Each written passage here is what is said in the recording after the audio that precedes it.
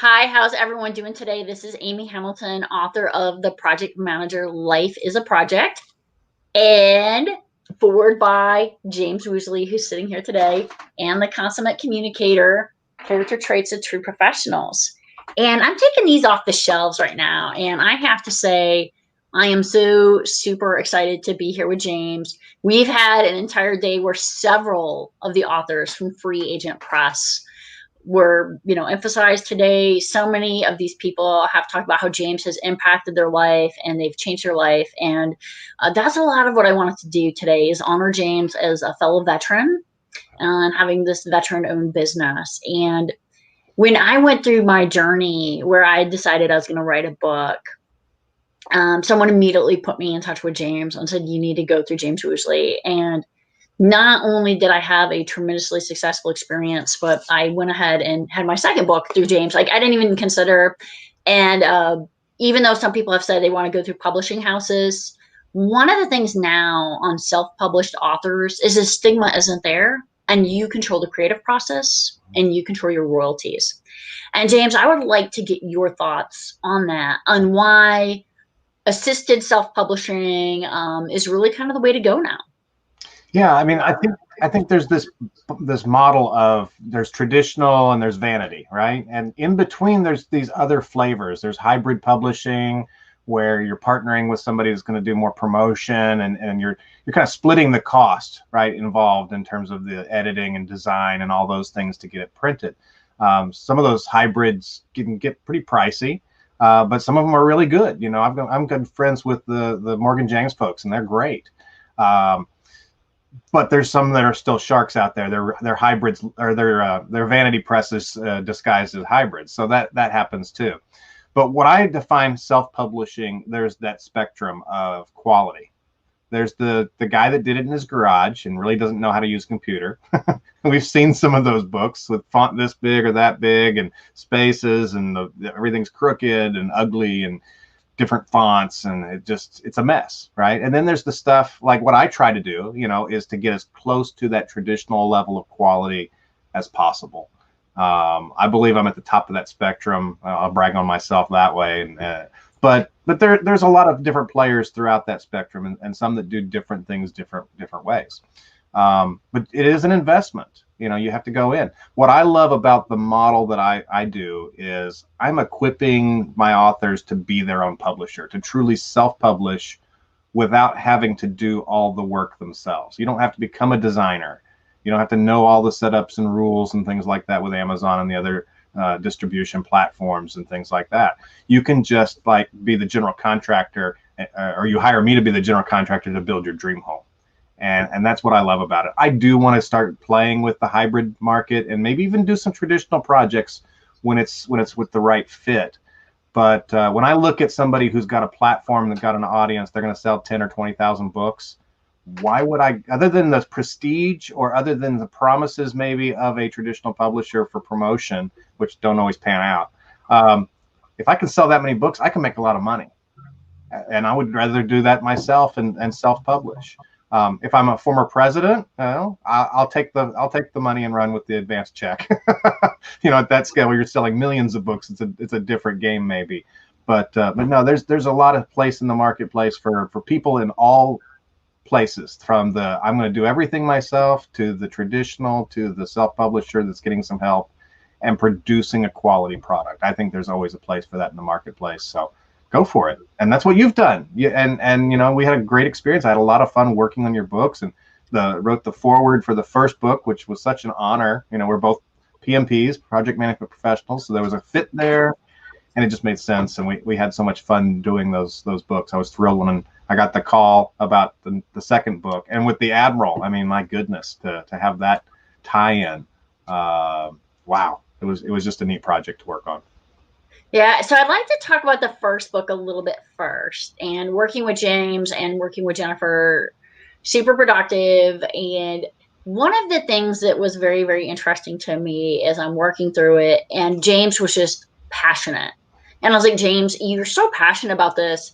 And we're both project managers, and we've got this whole, project management charge and everything. And I'm like, would you be interested in doing the forward? And you wrote something here that I'm going to read out loud. I don't even And remember now. you wrote, if life is a project, then we are all project managers. Some of us are great at all aspects of it, while others have genius for one area and idiocy for another. Sadly, some are blind to the fact that they are in charge of their most important project, their own life. And wow, I mean, you just captured the essence of the book in a paragraph. And it's Spoiler alert. really, go ahead. No, spoiler alert. Now you don't have to read the book. No, you do. It's really good. It's a really good book. Well, the book is more like a lot more of the how-to and kind of how you can take project management tools and apply it. But you really hit home that people don't understand that they're in charge of their life. They're in charge of their projects. And so many of the books today, so many of the authors today just hit that project home over and over. We just finished our conversation with Steve Bard, where he's talking about being able to, navigate the maze of life. And once again, it's this concept that you're in charge of your life. People are giving you the tools to manage it. And some people, unfortunately, choose not to. Well, I think it's scary, right? It's that responsibility and that weight of, oh, wait, what if it really is all on me, right? That personal responsibility thing. I mean, I'm friends with the QBQ guy, John Miller, and that's his big thing is just personal responsibility. It's a heavy burden, though. If you really are going to take full responsibility for everything that happens in your life, that means it's on you, not the circumstances, not the things that happen. And it's real easy, I think, in our culture to blame others to do that. So it's a paradigm shift for a lot of people to say, oh, I am in the driver's seat. I am in control. Now, yeah, there's things that happen that we can't control, but it's still up to us to respond to them. That's the essence of the word responsibility. It's our ability to respond. We don't always win at life, but if you're not playing the game, you can't win. You got to be in the arena. No, and I mean, such important concepts. And one other thing I wanted to talk about in the project manager life as a project is when I went to you, you were very bold about something, and it could have been a real deal breaker between us initially. And you said, no, like I know that, I'm confident. I know I can do this. I'm just not really sure how yet. But we're going to work through this together, and we'll be able to do this as a team. And what that I'm referring to is I came to you and I said, in my genre, I absolutely have to be able to print in hardback, because so many of the other books in this genre, they're all hardback. And this is a great book. I tell people all the time, this is the book in the hardbound copy for a project manager that you don't know very well or like very much. This is a perfect Christmas gift, and you get it to them and then they keep it on their desk and it just looks super nice. But I said, James, we have to do this. We have to put this in hardback. And you said, yeah, we're going to work through this. And it was my first one, my first hardcover. Yeah. And that's one thing I enjoyed about working with you on my book is you immediately said, hey, we're going to work through this together. You were a true partner throughout the experience. And you even went so far as to be the person who did the forward for this first book. And that had a lot of meaning to me, and I appreciated that. And then fast forward a few years, I went and I wrote a second book, and I immediately said, okay, the only person I want to work on this is James. And I didn't even want to try to go through traditional publishing because this book focuses so much on Admiral James Stavridis. A few people told me like, oh, I really think that you could get this published, through a publishing house. And I said, no, I don't want to. I love the creative control that I get from what I'm doing. I don't have to worry about a publisher's vision. And the only real vision I had to worry about constantly was Admiral Stavridis' vision. And what I want to say is I'm going to be interviewing him on December 8th on the same channel. So impactful. I am so amazed that he let me do this and write about him. And I'm going to tell you a funny part of this story. As I went to James, I sent him the manuscript for The Consummate Communicator, and he read it. And being a military person, he said, I really don't like the name J Admiral. I find it very, very confusing. And I said, oh, Admiral should be just really likes that character name. And he's like, if the Admiral likes it, leave it. And it's so military how we are. Like, if the Admiral likes it, you know, if the General likes it, the 1 star, the 2 star, the 3 star, the 4 star, we just do what they say. And it was very just fun kind of working with you, that you get my quirks, you get my nuances. And I just want to say, on the consummate communicator, one of the things that we went back and forth about, and James helped me so much on this cover, is I wanted it to be the Scrabble pieces. And we went kind of like through word search and Scrabble or crosswords. And I was like, I really, really want it to be Scrabble pieces. This is like, how could you get this and still be true to Scrabble? And he went through even to the point like where he has the little numbers of the Scrabble pieces, just like you would see on a Scrabble game. And I mean, I was just blown away when I saw the final product. And for many people out there, when you get your book and the first time you hold it in your hands, somebody said earlier, it's the greatest joy you'll ever have. And it's one of them. I mean, it was really high up there. But I will tell you, for both books, when I got the hardbound editions, I cried. I did. I mean, it's like, you can't believe it's real. Like, you've put so much into it and so much effort. And I mean, James, you actually make dreams come true. Well, I try, you know. You're so easy to work with, though. You know, I work with a lot of different people, a lot of, I'm not going to badmouth anybody, but some are harder than others, right? And so but what you come with that's difficult is you have a clear vision in your head, but that's also what makes it so easy, because you can communicate that vision to me, but then you're pliable, you're willing to take some feedback. So some of those name suggestions and back and forth that we had, you took. I understand, J Admiral. Okay, it's about the Admiral. Done deal. It is what it is. But you're willing to listen to the feedback and go back and forth, and we end up at a place where you get what you want, but I feel like I've made it better than what it would have been if we hadn't been working together. If you'd just been locked in a room by yourself and you tried to do all this stuff yourself, it's that synergy. It's that 1 + 1 = 3, and we end up with a better product at the end of the day. So, you know, even on this book, we had a challenge with the hardcover, because they came out with a new process and a new way of doing it. And so I said, well, we've never done this before, but we'll try it. And every book has those little quirks or challenges or something. And that's part of, I guess, what I like about it, because it's problem solving. It's like, you come to me with a challenge. I want to do this, and I've never done it before. It's like, okay, well, let's see what happens. And you're willing to experiment with that. Whereas a lot of clients, they just want to, you know, send it off, get it done. But that interaction, that's what's so fun with you. And I really have that with probably 80-90% of my clients. So it's fun. I just love doing this. What I want to know is, you know, you've written 2 of these books now, the kind of the business parable genre, you know, if you will. Where does that come from? What's that inspiration for you? What are you trying to do versus just writing a traditional nonfiction, you know, how to be a project manager book? What's your kernel of like passion for that? So I find that learning through stories is how I learn. And I absolutely love some of these great authors I'm going to talk about right now. Patrick Lencioni, I think you remember I sent you some of the covers. Yeah, I've read some of his stuff. It's great. Yeah. John Gordon, absolutely love his stuff. The Phoenix Project, Matthew Kelly's Dream Manager. These are the books that inspire me.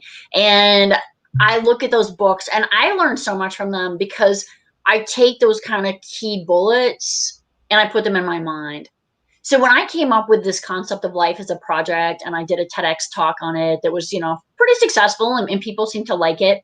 And I'm going to shamelessly put my own website down here right now, which is something I don't normally do, but this is kind of a very special segment talking to you, James. And I want to do that. And I'm also going to make sure there's a link to my TEDx talk.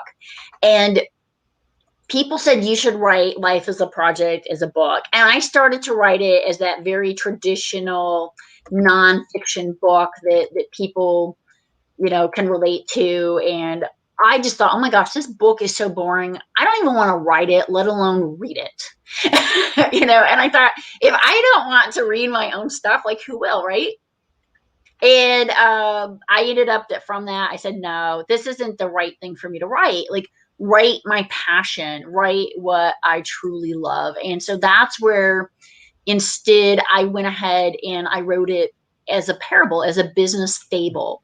And what I have found on business fables is people love them or they hate them. And I had one of the only really bad reviews I've gotten where they're like, this did not help me study for the PMP at all. And I'm like, nor should it. Like, nor was it ever designed to be something for you to use for the PMP. And then the most heartwarming, and the thing I didn't even know, like sometimes you just, the unknowns in life, is Rose Hubbard. I want to give a quick shout out to her and her husband, Richard. Richard is an Air Force veteran. They have a daughter who is married to an Air Force officer, as well as their oldest son, who was commissioned to the Air Force Academy. So a great Air Force family. But Rose, phenomenal, phenomenal lady. And she was not my audience. I did not realize it. And her review of my book said, I have been a stay-at-home mom. I'm trying to get back into the workplace. And what I realized from this is I have project management skills that I didn't even know I had. And this gives me terms I can use on a resume after years of being a stay-at-home mother raising 3 children. Yeah, absolutely. Absolutely. I think there is it's very important as a writer to have either an audience in mind or to simply write the book for yourself, right? Because you can't write it for everybody. But what you find is it does reach other audiences. There is a connection there that you didn't intend. In college, I wrote some plays. I took a playwriting class. It was a lot of fun. Won a contest with it and all that stuff. But we would have to interpret each other's plays, and they would come up with stuff that I never even thought of, but yet it fit. And so the audience is an interactive part of whether it's a play or a reading a book or whatever is out there. I love what Dave Grohl says from the Foo Fighters, one of my heroes. But he says that, when you're singing a song and you wrote it for yourself or you wrote it for a specific reason and you'll sing it out to this audience of 25,000 people, they will sing it back to you for 25,000 different reasons. Such a good point. We create something, we throw it into the world, and we have a certain intention, a certain bent on it, whatever. And even if we're great communicators and we clearly express what it was, everybody brings their own perspective and history and story to whatever it is, a TV show, a book, a play, a song, and it bounces back in a different way because it's received by all these different people in different ways. That's part of the fun. I always hated English class trying to sit there and interpret, what did the author mean by this? It's like, I don't know, maybe that just happened in the story. I think that's open into interpretation, and I think that's one of the great things about art, and I'm a science guy, but the art and science work together. And anyway, I'm gonna wax poetic, and then we've got all this other stuff we need to talk about your book. No, that is so important. No, James, it's so important what you said about the art and science, because also, my background, computer science, and everything, cybersecurity. So very much like there's facts and then there's fiction, which I now write is fiction. And one of the things I wanted to do with the consummate communicator is I took a point from the accidental admiral that the Admiral Stavridis wrote, and I said, okay, what if he had gotten out, and what if he was in a commercial setting? And as military veterans, a lot of times people find the military very intimidating. It's been pointed out today a few times that the military, the veterans, they're 1% of the population. In our world, like, we're all interconnected because we know each other. But when you actually go out into the civilian world, so many people don't have a reference. And I wanted to take the teachings of Admiral Stavridis and make them applicable across the board. And I picked a bank in a financial setting, which I just think is very, very interesting. And a lot of that was because my sister had worked in banking for a long time, and she was one of my advisors on this. And I'm going to do an interview with her so she can tell you all the stuff she advised me on that I didn't listen to and what I did listen to. Creating this in an executive management position, creating it in a civilian position, because I wanted the traits of true professionals to resonate with people, with the average person, because I think these traits are so universal. The concept of civility, gosh, do we need that as a nation right now? Absolutely. Absolutely. I mean, I think you make a great point about the military. When we go back generationally, right? So you had your World War II veterans, and so many people got drafted and so many people served. And even, at the civilian level, they were doing, rubber drives and metal drives. And everybody was kind of immersed in the war effort then. And then it was over and we had the baby boom and all those things. And then we had the draft with Vietnam. But as warfare got more technological and we got more precise with it, we didn't need as many people. And I'm Air Force, you're Army, so we just bomb things and go home. But there's fewer. You guys drop us out of, let me point out, perfectly good airplanes. That's what you do for us. There's fewer troops on the ground. There's fewer troops needed. Imagine the comparison between World War II and the carpet bombing and the B-17s. Oh, yeah. One plane can do today. It's amazing. Even a drone, can do that mission now. So a kid in Las Vegas playing a video game can drop a bomb on the other side of the world. It's amazing. It's scary, but it's amazing too.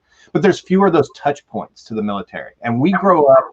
I grew up in the military, and we both served. And so there's this connection to it. It's a family. It's a esprit de corps. It's also the curse of knowledge. We just kind of like expect everybody else to get it. My kids are growing up. I was out of the military by the time they became aware. My daughter was a baby when she was born. I was in the process of getting out. So she never experienced me wearing a uniform or living on bases, or all that whole growing up that I did.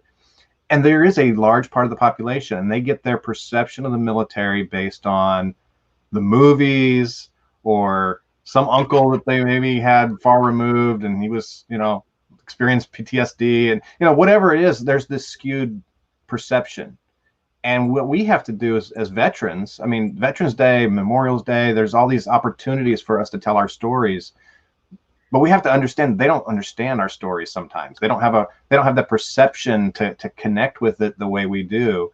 And we have to do that outreach. It's up to us as much as anything else to say, this is why PTSD is such a big deal and why it's hard.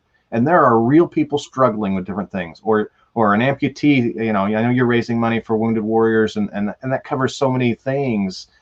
I think there's a real heart for a lot of our citizens about the military, but there's a lot of those that simply have nothing to grasp onto to understand it. And so stories like yours bridge that gap. They start to bring that in. It's like, oh yeah, Bob over in accounting, he was in the Army for 3 years or 4 years or whatever it might be. Now I start to get that, why maybe he's got this discipline thing or this OCD thing, or, throw out other stereotypes or whatever. Some people, curse like sailors. We haven't talked about the Navy much today, so I'll throw that stereotype out there, right? We all come from different experiences and backgrounds, and whether that's military or other things, I think that's where we start to heal some of the divisiveness and the wounds. So whether it's a racial issue or this or that or whatever, let's talk to each other. Let's start to understand. We don't have to agree, but we can talk. We can, I don't get into politics on social media. I just don't. I don't want to go there. But generically, we need to talk. We need to be friends, and we need to not live in an echo chamber. Some of my dearest friends are on the opposite side of my beliefs, but we're still friends. We can get along. James, there is so much more I wanted to cover today, and we can't. So I'm just going to do a really quick summary, which is, first of all, my books are available for download on Kindle, free all day. If you buy a print book, 10% of proceeds going to the Wounded Warrior Project, which I put in the chat. I ended up with a few glitches, some technical, some time zone. I have 2 more of your authors I'm going to be interviewing today, one of which is Jeff McManus, which is about pruning. And it's also a bit of a metaphor for leadership, and we're going to talk about that. And then the second one is Cindy Bartelli, who does The Heart Healer. I'm so excited to still be interviewing these authors of yours. And James, do you have any closing words? Oh, no, Jeff and Cindy are great. You're going to have a great time talking with them, and everybody all through the day. I've got to catch the replays on so many of them. I heard some kind words from Lou Del Bianco. Gosh, it's just, thank you so much for doing this. For my company and for veterans and for all these authors to help establish their platforms and get the word out. And I hope that it bounces back and is reflected in your sales and your books. And pretty soon we'll work on book 3. I'm looking forward to it. I hope so. And James, what I really hope is that it also just reflects in the thing that there are so many authors out there right now. It's COVID. People are struggling. People are really out there trying to figure out what to do. We discussed before kind of my vision of how I was going to, do my book promo. And then the reality was COVID came and all that was gone. And now instead we're doing virtual, and I really hope it's successful. And for you and your business, once again, Free Agent Press, James Woosley, thank you for your service in the United States Air Force. Oh, and thank you for your service in the Army, and to all those out there that have served or supported and loved those who've served.